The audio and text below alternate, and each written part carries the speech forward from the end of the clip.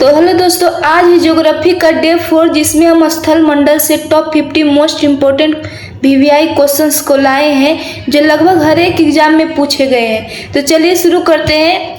पहला क्वेश्चन कह रहा है कि स्थल मंडल किसे कहते हैं, यानी लिथोस्फीयर किसे कहते हैं। तो स्थल मंडल जो है हम भूपरपट्टी और ऊपरी मेंटल का कठोर भाग को स्थल मंडल कहते हैं। तो भूपरपट्टी और ऊपरी मतलब जैसे पृथ्वी की आंतरिक संरचना में सबसे बाहरी परत कौन सा था, भूपरपट्टी था, और बीच वाला परत मेंटल और सबसे अंदर वाला भाग कठोर। तो भूपरपट्टी मतलब ऊपरी सतह और बीच वाला भाग यानी मेंटल, तो मेंटल का ऊपरी सतह का कठोर भाग और भूपरपट्टी अगर जो को मिलाएंगे तो वही हमारा स्थल मंडल यानी लिथोस्फीयर कहा जाएगा। स्थल मंडल वही जहाँ पे हम लोग रहते हैं। क्वेश्चन नंबर 2 कह रहा है कि स्थल मंडल के नीचे कौन सी परत स्थित है, मतलब स्थल मंडल के जस्ट नीचे कौन सी परत स्थित है।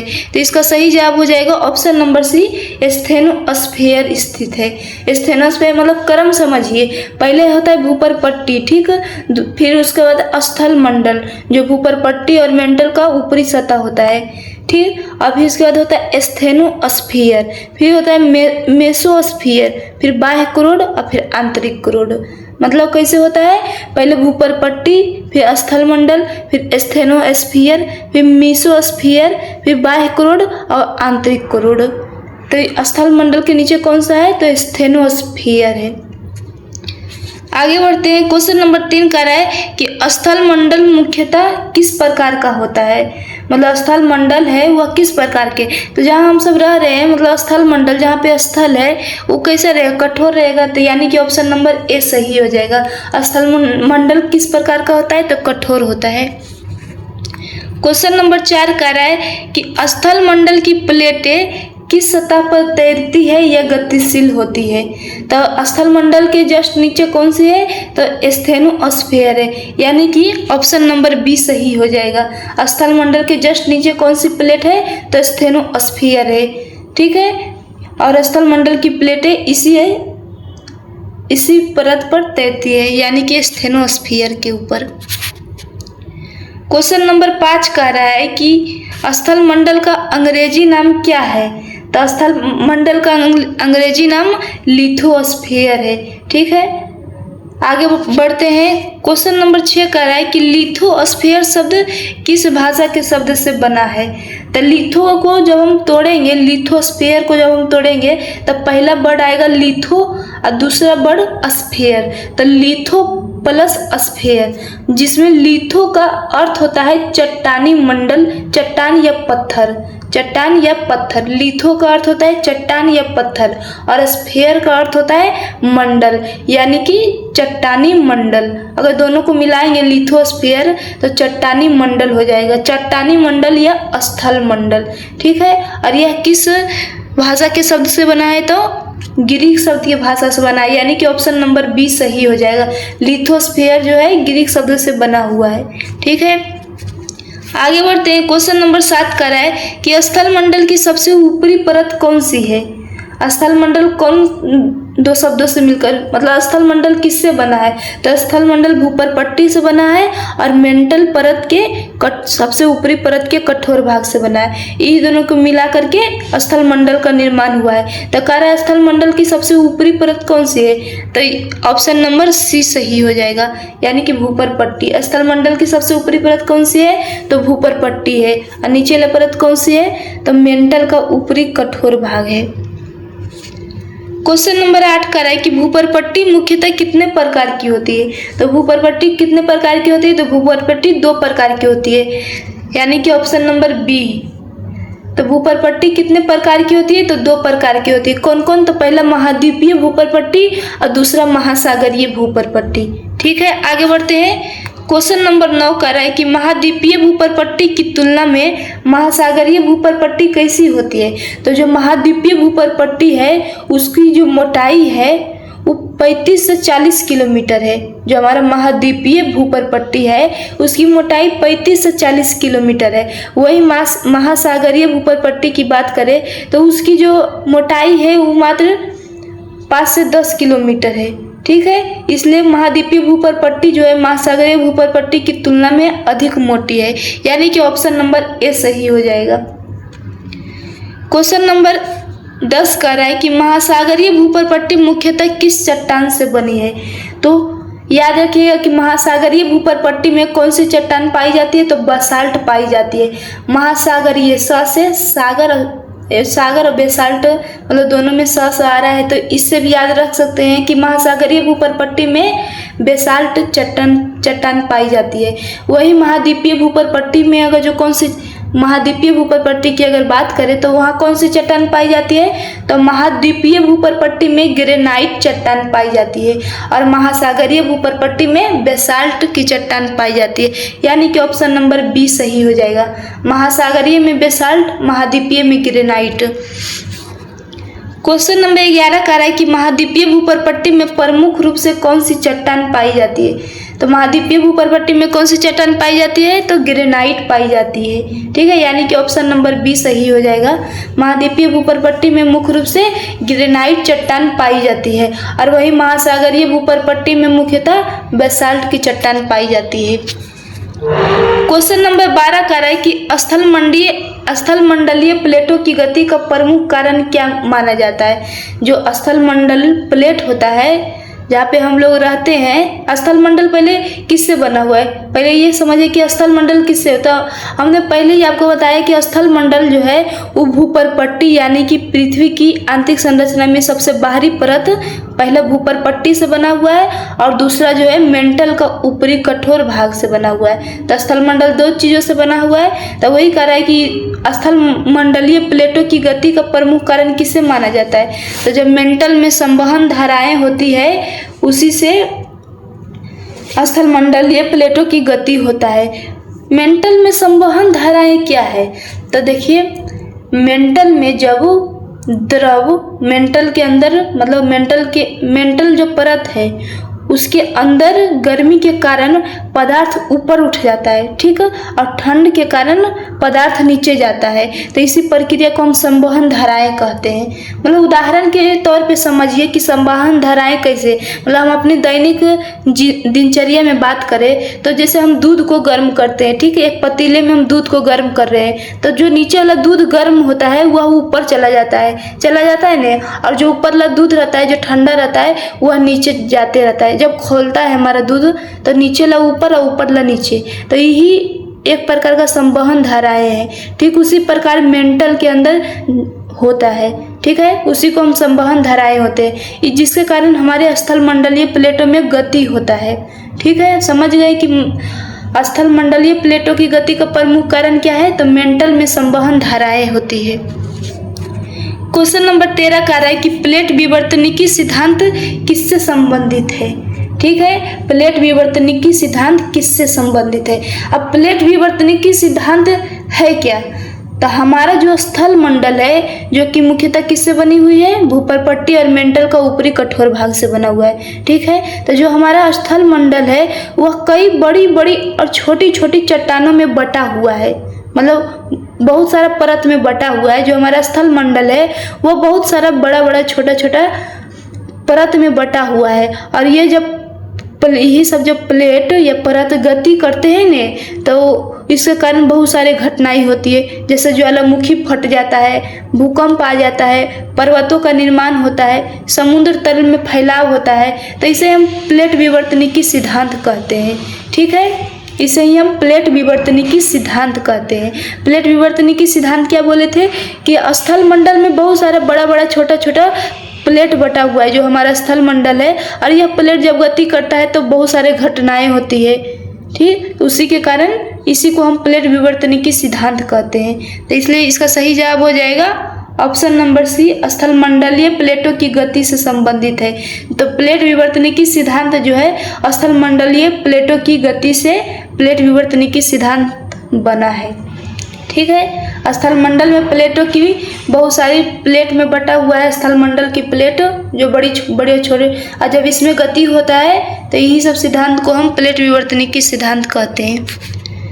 क्वेश्चन नंबर 14 कह रहा है कि प्लेट के अलग होने की सीमा को क्या कहते हैं। स्थल मंडल में जानते हैं कि स्थलमंडल बहुत सारा बड़ी बड़ी या छोटी छोटी प्लेट में बटा हुआ है। तो कह रहा है जब मान लीजिए दो गो प्लेट है, तो ये दोनों प्लेट जब अलग हो रहा है, तो उसके सीमा को क्या कहते हैं? तब कोई भी सीमा अलग होता है तो उसको हम अपसारी कहते हैं, मतलब दूर जा रहा है तो अपसारी सीमा, यानी कि ऑप्शन नंबर 20 हो जाएगा। अगर वही प्लेट अगर जो एक दूसरे के ओर आता है तो उसके सीमा को हम अभिसारी सीमा कहते हैं। लेकिन यहाँ पे कह रहा है कि प्लेटों के अलग होने की सीमा, तो यहाँ पे हो जाएगा अपसारी सीमा कहलाएगी।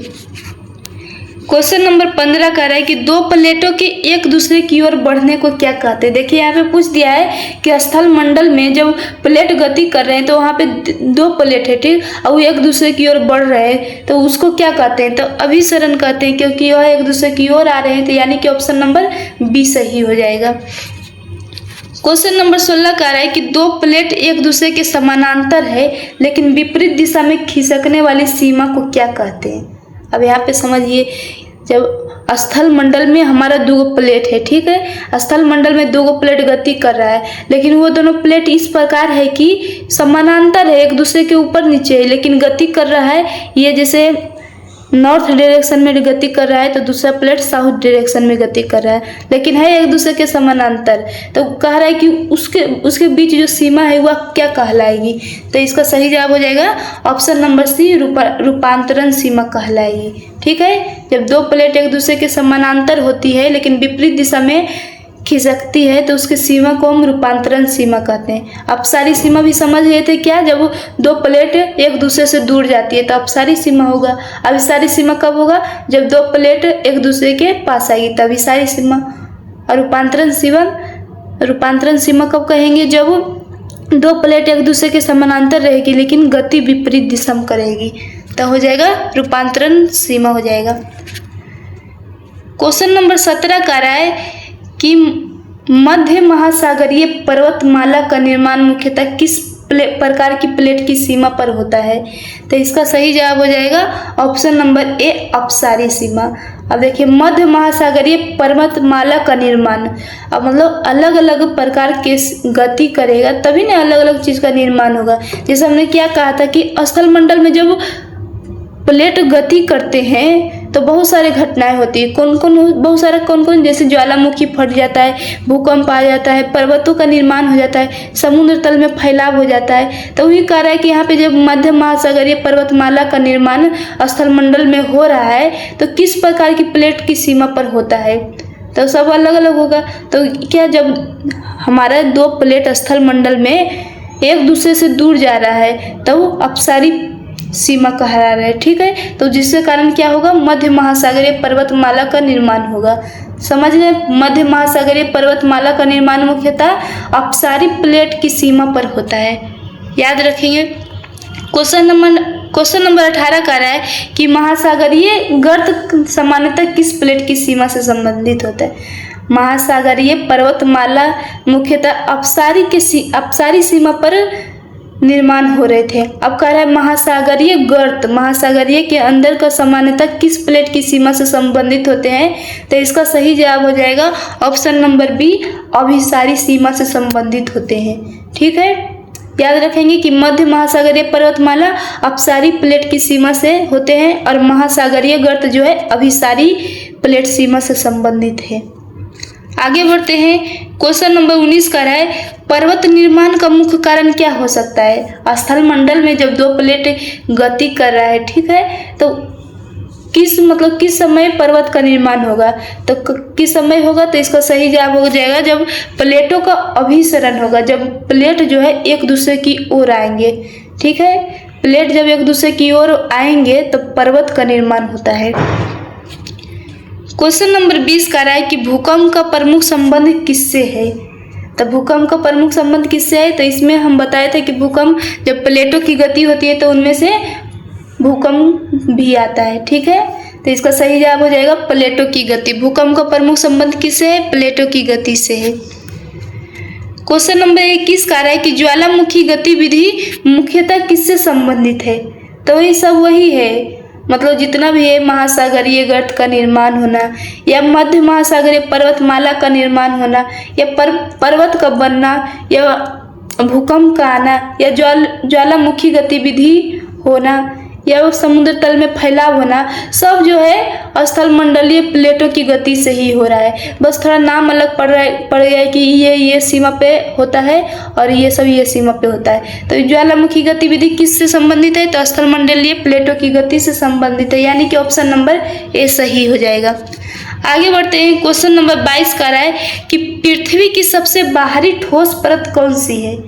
तो हमने आपको पहले बताया था कि पृथ्वी की आंतरिक संरचना कितने प्लेट लगा हुआ है? तो 3 प्लेट लगा हुआ है। कौन कौन? तो पहला है भूपर पट्टी जो कि सबसे बाहरी परत है, दूसरा है मेंटल जो कि बीच वाला भाग है जो कि सबसे मोटा है औरों की तुलना में, और सबसे अंदर वाला भाग है कोरोड है। ठीक है, तो कह रहा है पृथ्वी की सबसे बाहरी ठोस परत कौन सी है? तो इसका सही जवाब हो जाएगा ऑप्शन नंबर सी, भूपर पट्टी। पृथ्वी की सबसे बाहरी बोल दिया, यानी कि भूपर पट्टी हो जाएगा। ठीक है, आगे बढ़ते हैं। क्वेश्चन नंबर 23 कह रहा है कि स्थल मंडल में भूपर पट्टी के साथ किसका कठोर भाग शामिल होता है? अब यहाँ पूछ रहा है कि स्थल मंडल जो हमारा निर्माण हो, मतलब हमारा जो स्थल मंडल है वह किससे किससे बना हुआ है? तो मतलब भूपर पट्टी के साथ और किससे बना हुआ है? ठीक है, तो तो हमने बताया था आपको कि स्थल मंडल जो है पहला भूपर पट्टी और दूसरा मेंटल के ऊपरी कठोर भाग से बना हुआ है। हमारा स्थल मंडल किससे बना हुआ है? भूपर पट्टी के साथ मेंटल का ऊपरी कठोर भाग, यानी कि ऑप्शन नंबर बी सही हो जाएगा। आगे बढ़ते हैं। क्वेश्चन नंबर 24 का है स्टेनोस्फीयर की तुलना में स्थल मंडल कैसा है? स्टेनोस्फीयर की तुलना में स्थल मंडल कैसा है? तो पहले समझिए कि स्टेनोस्फीयर और स्थल मंडल क्या है और किससे बना हो। तो स्थल मंडल तो आपको पता है कि स्थल मंडल जो है हमारा भूपर पट्टी और मेंटल का ऊपरी सतह कट के कठोर भाग से बना हुआ है स्थल मंडल। अब स्टेनोस्फीयर क्या है? तो ये पृथ्वी की मेंटल का ऊपरी भाग है। ठीक है, लेकिन यह जैसे स्थल मंडल में मेंटल का भाग जो है वह कठोर था, लेकिन स्टेनोस्फीयर में मेंटल का जो भाग है नरम और लचीला है। ठीक है, तो स्टेनोस्फीयर स्थल मंडल समझ गए। तो कह रहा है कि स्टेनोस्फीयर की तुलना में स्थल मंडल कैसा है? तो स्थल मंडल जो है स्टेनोस्फीयर की तुलना में अधिक कठोर है, और स्टेनोस्फीयर मतलब नर्म है। ठीक है, और लचीला होता है। आगे बढ़ते हैं। क्वेश्चन नंबर 25 का है स्टेनोस्फीयर किस मंडल का भाग है? तो हमने बताया स्टेनोस्फीयर जो है ऊपरी मेंटल का भाग है, मेंटल का ऊपरी भाग है। स्थल मंडल भी मेंटल का ऊपरी भाग ही था और भूपर पट्टी भी था, लेकिन मेंटल का ऊपरी भाग था लेकिन वह कठोर था स्थल मंडल में। लेकिन स्टेनोस्फीयर में मेंटल का ऊपरी भाग स्टेनोस्फीयर भी है, लेकिन यह नरम और लचीला है। इसलिए स्टेनोस्फीयर किस मंडल का भाग है? ऊपरी मेंटल का भाग है, जो कि नरम और लचीला है। क्वेश्चन नंबर 26 कह रहा है कि स्थल मंडलीय प्लेटों को अन्य किस नाम से जाना जाता है? तो स्थल मंडलीय प्लेटों को हम टेक्टोनिक प्लेटों के नाम से भी जाना जाता है। ठीक है, याद रखेंगे कि स्थल मंडलीय प्लेटों को हम टेक्टोनिक प्लेट के नाम से भी जानते हैं। क्वेश्चन नंबर 27 कह रहा है कि निम्न में से कौन सी एक प्रमुख स्थल मंडलीय प्लेट है? तो स्थल मंडलीय प्लेट जो है हमारे जो भारतीय प्लेट है वह एक प्रकार का स्थल मंडलीय प्लेट है। ठीक है, जो हमारा भारतीय प्लेट है वह एक प्रकार का स्थल मंडलीय प्लेट है। स्थल मंडलीय भारतीय प्लेट क्या है? भारतीय प्लेट कहेंगे कि भारतीय प्लेट क्या होता है? तो या तो एक टेक्टोनिक प्लेट है, मतलब स्थल मंडलीय प्लेट या भारतीय प्लेट या टेक्टोनिक प्लेट, तीनों एक ही है। ठीक है, तो भारतीय प्लेट या एक टेक्टोनिक प्लेट है, समझ गए, जिसका अधिकांश जो है भाग जो है भूमि का भाग है। भारतीय प्लेट जो है स्थल मंडलीय प्लेट जो है या टेक्टोनिक प्लेट है। इसका इसलिए मतलब स्थल मंडलीय प्लेट है, इसलिए स्थल मंडलीय प्लेट है क्योंकि इसका अधिकांश जो भाग है ने, इस प्लेट का अधिकांश भाग है ने वह भूमि है, इसलिए हम इसको स्थल मंडलीय प्लेट कहें। और जब यह उत्तर दिशा में धीरे धीरे मतलब यूरेशियन प्लेट की ओर बढ़ते रहता है। मतलब ये सब छोड़िए, पहले ये समझ लीजिए कि जो हमारा भारतीय प्लेट या स्थल मंडलीय प्लेट या टेक्टोनिक प्लेट है, तीनों तो एक ही चीज़ है। तो इसको स्थल मंडलीय प्लेट इसलिए कहते हैं, भारतीय प्लेट को स्थल मंडलीय प्लेट इसलिए कहते हैं क्योंकि इसका अधिकांश भाग जो है ना, इस प्लेट का अधिकांश भाग जो है ना वह भूमि पर स्थित है, इसलिए हम इसको भारतीय प्लेट कहते हैं। आगे बढ़ते हैं। क्वेश्चन नंबर 28 का रहा है भारतीय प्लेट किस बड़ी प्लेट का हिस्सा है। तो भारतीय प्लेट जो है गोंडवाना भूभाग का बहुत बड़ी हिस्सा है। ठीक है, याद रखेंगे भारतीय प्लेट जो है गोंडवाना भूभाग का बहुत बड़ा हिस्सा है, मतलब भूमि का भाग का बहुत बड़ा हिस्सा है। क्वेश्चन नंबर 29 का रहा है कि भारतीय प्लेट और यूरेशियन प्लेट के टकराने से कौन सी पर्वत श्रृंखला बने। तो बहुत ही इंपॉर्टेंट क्वेश्चन है कि भारतीय प्लेट और यूरेशियन प्लेट के टकराने से ही हमारा जो है हिमालय की पर्वत श्रृंखला का निर्माण हुआ है। ठीक है, भारतीय प्लेट समझ गए थे क्या है। भारतीय प्लेट यह एक टेक्टोनिक प्लेट था जिस पर मतलब भारत का अधिकांश भूमि का भाग स्थित है। ठीक है, तो भारतीय प्लेट वो हुआ। और यूरेशियन प्लेट जो है यह भी एक टेक्टोनिक प्लेट है। ठीक है, यह भी पृथ्वी के स्थलमंडल का एक टेक्टोनिक प्लेट है और इस पर जो है मुख्य रूप से यूरोप और एशिया का भूमि का भाग स्थित है। भारतीय प्लेट में भारत का अधिकांश भूभाग स्थित था, लेकिन यूरेशियन प्लेट में एशिया और यूरोप का अधिकतम भूभाग स्थित है। ठीक है, मतलब क्वेश्चन में ही नाम छुपा हुआ है। भारतीय प्लेट में भारत का अधिकतम भाग स्थित है और यूरेशियन प्लेट में तो यूरोप और एशिया का अधिक भाग स्थित है। तो जब ये दोनों टकराया, भारतीय प्लेट और यूरेशियन प्लेट आपस में टकराया, तब हमारा हिमालय पर्वत श्रृंखला का निर्माण हुआ है। ठीक है, क्वेश्चन नंबर 30 का है कि हिमालय किस प्रकार के पर्वत का उदाहरण है। तो जो हमारा हिमालय है वह बलित पर्वत का उदाहरण है। बलित पर्वत यानी कि फोल्डेड माउंटेन्स, यानी कि मुड़ा हुआ। ठीक है, हिमालय किस प्रकार का पर्वत का उदाहरण है, तो बलित पर्वत का उदाहरण है। मतलब अब हिमालय का निर्माण कैसे हुआ था, जब दो टेक्टोनिक प्लेट एक दूसरे पर दबाव डालती है तो पृथ्वी की चट्टानी परत में मोड़ पड़ने लगती है और वही मुड़ी हुई चट्टान से बनने वाली पर्वत को बलित पर्वत कहते हैं। मतलब एग्जाम्पल से समझाते हैं, जब हमारा दो टेक्टोनिक प्लेट यानी कि भारतीय प्लेट और यूरेशियन प्लेट आपस में टकराया, ठीक है, या एक दूसरे के ऊपर दबाव डालती रही तो पृथ्वी की चट्टानी परत में, पृथ्वी के जो स्थल मंडल वाला परत है उसमें मोड़ पड़ने लगी, मतलब बलय पड़ने लगी। तो उसी से जो निर्माण हुआ था, उसी से जो पर्वत का निर्माण हुआ उसी को हम बलित पर्वत कहते हैं, जिसका नाम हम हिमालय दिए। तो हिमालय किस प्रकार का पर्वत का उदाहरण है, तो बलित पर्वत का उदाहरण यानी कि फोल्ड माउंटेन से का उदाहरण है। आगे बढ़ते हैं। क्वेश्चन नंबर 31 का रहा है पृथ्वी की सबसे मोटी परत कौन सी है। तो आपको पता है कि पृथ्वी के 3 परत है, कौन कौन है। पहला भूपर पट्टी है जो सबसे बाहरी है, बीच वाला मेंटल है जो कि मध्य में है, और अंदर वाला क्रोड है। तो इन तीनों में सबसे मोटा परत कौन सा है, तो इसका सही जवाब हो जाएगा ऑप्शन नंबर बी, मेंटल जो है सबसे मोटी परत है, जिसकी मतलब डायमेंशन जो है 2900 किलोमीटर है, जिसकी जो मोटाई है 2900 किलोमीटर है, सोच लीजिए। आगे बढ़ते हैं। क्वेश्चन नंबर 32 का रहा है कि महाद्वीपीय भूपरपट्टी की मोटाई सामान्यतः कैसी होती है। तो महाद्वीपीय भूपरपट्टी की मोटाई जो है वह 3540 किलोमीटर होती है, और वही महासागरीय भूपरपट्टी की जो मोटाई है वो मात्र 5 से 10 किलोमीटर होती है। तो इन दोनों में मोटा कौन हुआ, तो महाद्वीपीय भूपरपट्टी की मोटाई जो है सामान्यतः महासागरीय भूपरपट्टी से अधिक है, क्योंकि महाद्वीपीय भूपरपट्टी की मोटाई है 35 से 40 किलोमीटर और महासागरीय भूपरपट्टी की मोटाई है 5 से 10 किलोमीटर। क्वेश्चन नंबर 33 का है कि महासागरीय भूपरपट्टी का घनत्व महाद्वीपीय भूपरपट्टी की तुलना में कैसा होता है। अब मोटाई और घनत्व में बिल्कुल उल्टा हो जाएगा, मतलब समझ रहे हैं, महाद्वीपीय भूपरपट्टी की मोटाई ज़्यादा थी, ठीक है, तो उसका घनत्व कम हो जाएगा, लेकिन महासागरीय भूपरपट्टी का मोटाई कम थी इसलिए इसका घनत्व ज़्यादा हो जाएगा, ठीक है। तो इसलिए कह रहा है कि महासागरीय भूपरपट्टी का घनत्व जो है महाद्वीपीय भूपरपट्टी की तुलना में कैसा होगा, तो अधिक हो जाएगा, ठीक है, क्योंकि इसका मोटाई जो है कम है, तुलनात्मक महासागरीय भूपरपट्टी की मोटाई कम है, इसलिए महासागरीय भूपरपट्टी का घनत्व अधिक हो जाएगा।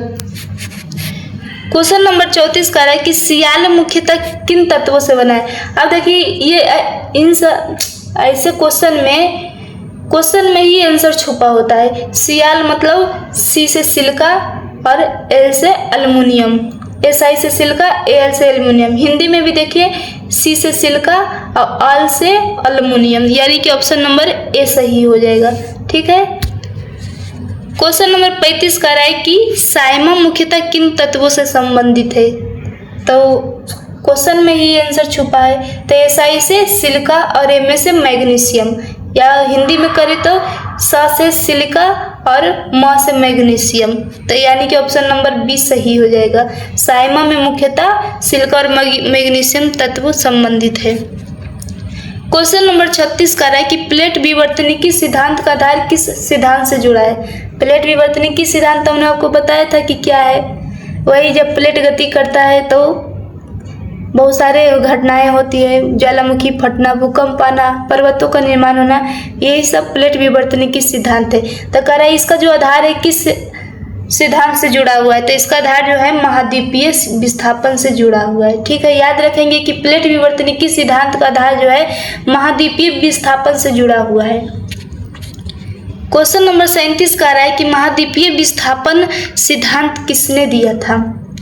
महाद्वीपीय विस्थापन सिद्धांत मतलब किससे जुड़ा हुआ है। पहले तो प्लेट विवर्तनिकी सिद्धांत से जुड़ा हुआ है। अब कह रहा है महाद्वीपीय विस्थापन का सिद्धांत किसने दिया था। तो अल्फ्रेड वेगनर ने महाद्वीपीय विस्थापन का सिद्धांत दिया था।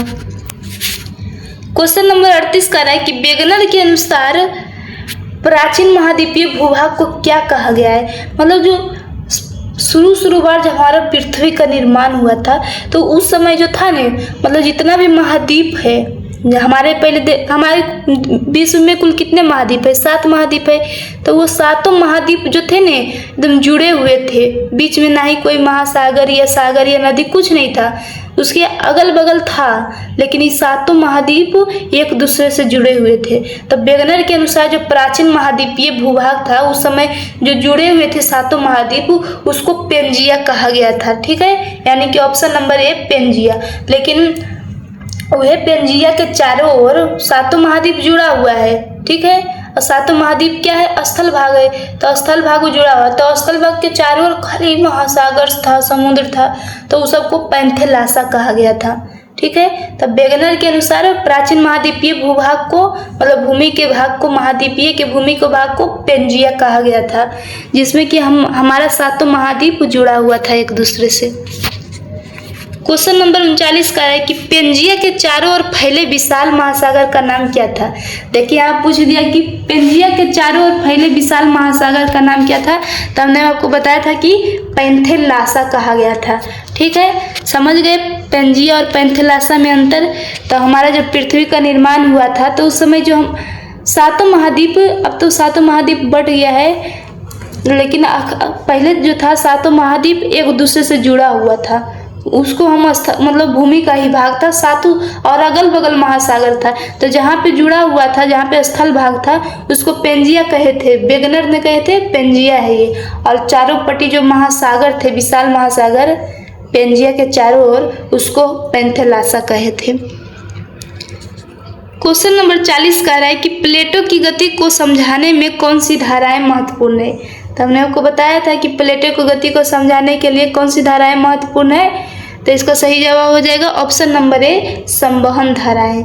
मतलब जो प्लेट मेंटल में जो प्लेट गर्म हो जाती है वो ऊपर चली जाती है, और जो ठंडा रहती है वो नीचे। यही प्रक्रिया मतलब चलते रहता है, ऊपर से नीचे, नीचे से ऊपर, इसी को संवहन धाराएं कहते हैं। तो प्लेटों की गति इसी की वजह से होती है।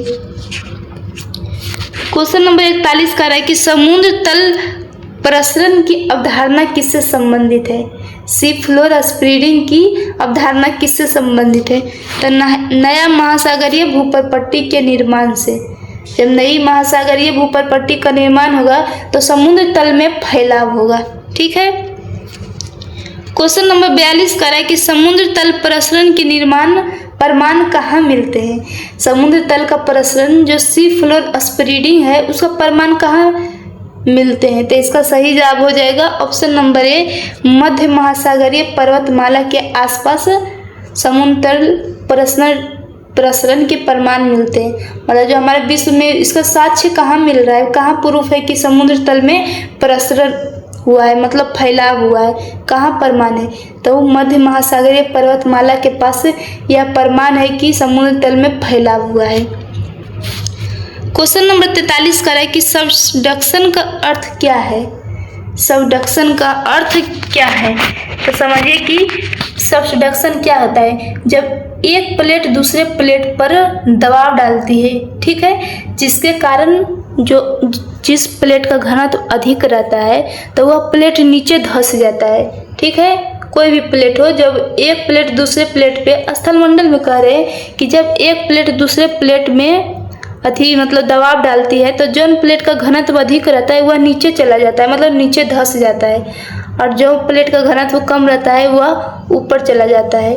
तो इसका सही जवाब हो जाएगा सबडक्शन का अर्थ एक प्लेट का दूसरी प्लेट के नीचे धंसना हो जाएगा, ठीक है। क्वेश्चन नंबर 44 का है महासागरीय प्लेट के महाद्वीपीय प्लेट से टकराने पर सामान्यतः क्या होती है। अब यहाँ पे देखिए कि महासागरीय प्लेट जो है वह मतलब उसका घनत्व ज़्यादा है, क्योंकि इसकी मोटाई कम है महासागरीय प्लेट की, तो इसका घनत्व ज़्यादा है। और महाद्वीपीय प्लेट की जो मोटाई ज़्यादा है लेकिन इसका घनत्व कम हो जाएगा, ठीक है। तो क्या होगा, जिस प्लेट का घनत्व ज़्यादा होगा वह नीचे धंस जाएगा, यानी कि महासागरीय प्लेट महाद्वीपीय प्लेट के नीचे धंस जाएगा। जब महासागरीय प्लेट महाद्वीपीय प्लेट से टकराएगा तो महासागरीय प्लेट नीचे धंस जाएगा और महाद्वीपीय प्लेट ऊपर चला जाएगा। तो इसका सही जवाब हो जाएगा ऑप्शन नंबर ए, महासागरीय प्लेट नीचे धंस जाती है। क्यों नीचे धंस जाती है, क्योंकि इसका घनत्व ज़्यादा है। और क्यों इसका घनत्व ज़्यादा है, क्योंकि इसकी मोटाई कम है। और इसमें एक मुख्य कारण यह भी है कि बेसाल्ट जैसे भारी चट्टान पाए जाते हैं। महासागरीय प्लेट में बेसाल्ट जैसे भारी भारी चट्टानें पाई जाती है, जिसके कारण यह नीचे धंस जाती है। इसी को हम सबडक्शन कहते हैं, ई प्रक्रिया को। क्वेश्चन नंबर 45 का है कि रूपांतरण प्लेट की सीमा का प्रसिद्ध उदाहरण क्या है। तो इसका सही जवाब हो जाएगा सैन एंड्रियास भ्रंश। इसको याद रखेंगे कि रूपांतरण प्लेट सीमा का प्रसिद्ध उदाहरण जो है सैन एंड्रियास भ्रंश। रूपांतरण प्लेट सीमा क्या होता था, तो जब एक स्थलमंडल में जब एक प्लेट दूसरे प्लेट एक दूसरे की मतलब दो प्लेट एक दूसरे के समानांतर गति कर रहा है लेकिन दिशा सिर्फ विपरीत है, तो उसे हम रूपांतरण प्लेट सीमा कहते थे। तो इसका उदाहरण कौन है, सैन एंड्रियास भ्रंश है। क्वेश्चन नंबर 46 कर रहा है कि स्थलमंडलीय प्लेटों की गति का परिणाम क्या हो सकता है। तो स्थलमंडलीय प्लेटों की गति है, उसका परिणाम क्या हो सकता है, सभी हो सकता है। इसके कारण बहुत सारी घटनाएं होती है, भूकंप आ सकता है, ज्वालामुखी फट सकती है, पर्वत का निर्माण हो सकता है, उपर्युक्त सभी। तो इसका सही जवाब हो जाएगा ऑप्शन नंबर डी, उपर्युक्त सभी। क्वेश्चन नंबर 47 का है कि पृथ्वी की आंतरिक ऊर्जा का मुख्य परिणाम क्या है। पृथ्वी का जो आंतरिक ऊर्जा है उसका प्रमुख परिणाम क्या है। तो इसका सही जवाब हो जाएगा ऑप्शन नंबर ए, प्लेट विवर्तनिक गतिविधियां के कारण आंतरिक ऊर्जा का प्रमुख परिणाम है। क्वेश्चन नंबर 48 का है कि स्थल मंडल और स्टेनोस्फेयर के बीच मुख्य अंतर क्या है। तो हमने पहले ही आपको बताया था कि स्थल मंडल और स्टेनोस्फेयर किससे बना हुआ है। तो स्थल मंडल जो है इसमें भी मेंटल का भाग है, स्थल मंडल में भी, लेकिन इसमें मेंटल का ऊपरी भाग है लेकिन यह कठोर है और ऊपर पट्टी से बना हुआ है। इन दोनों से स्थल मंडल बना हुआ है और स्टेनोस्फेयर यह मेंटल का भाग है, और यह भी ऊपरी ही भाग है मेंटल का, लेकिन यह नर्म और लचीला है। इन दोनों के बीच क्या है कि स्थल मंडल कठोर है और स्टेनोस्फेयर अपेक्षाकृत कमजोर और लचीला, यानी कि ऑप्शन नंबर ए सही हो जाएगा। क्वेश्चन नंबर 49 का है कि निम्न में से कौन सा स्थल मंडल से संबंधित नहीं है। निम्न में से कौन सा स्थल मंडल से संबंधित नहीं है। तो प्लेट विवर्तनिकी तो स्थल मंडल से संबंधित है, भूकंप स्थल मंडल से संबंधित है, पर्वत का निर्माण संबंधित है, लेकिन बादलों का निर्माण हमने कहीं चर्चा ही नहीं किया था, यानी कि ऑप्शन नंबर डी सही हो जाएगा कि इस स्थल मंडल से संबंधित बादलों का निर्माण नहीं है। अब स्थल मंडल में बादल कहाँ से आएंगे। लास्ट क्वेश्चन कह रहा है कि स्थल मंडल का अध्ययन मुख्यतः किस विषय में किया जाता है? किस विषय में महत्वपूर्ण है? तो स्थल मंडल मुख्यतः हमारे भूगोल में किया जाता है एवं भूविज्ञान, यानी कि ऑप्शन नंबर ए सही हो जाएगा। तो धन्यवाद दोस्तों।